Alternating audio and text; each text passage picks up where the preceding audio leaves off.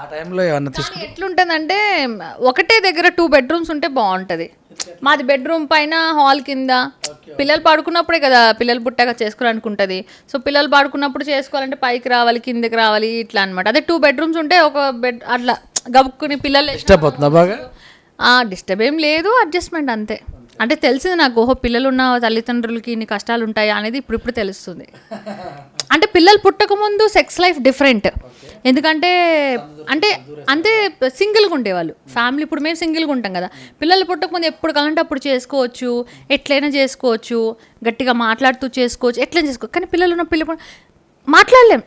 మాట్లాడితే పిల్లలు లేచిపోతారు, సైలెంట్గా చేసుకోవాలి, అట్లా ఏదో ఎన్నో తిప్పలు ఉంటాయి. మేబీ అందరికీ తెలిసే ఉంటుంది. జరిగింది ఎప్పుడన్నా సమ్ టైమ్స్ సమయంలో ఉన్నప్పుడు? అవునా, అట్లా ఏం జరగలేదు, అట్లేం లేదు, అట్లేం లేదు. ఒకసారి ఎవరో వచ్చి బెల్లి కొట్టారు, బయట వచ్చి బెల్లి కొట్టారు. ఇంకోసారి ఏదో ఫోన్ వస్తుంది,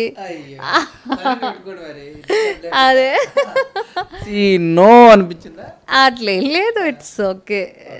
అట్లా హడావిడి ఏముంది, మనం ఒకటే, మన పిల్లలు మన దగ్గరే ఉంటారు కదా, కదా తర్వాత చేసుకోవచ్చు. ఆ పాత ఒకటే కదా.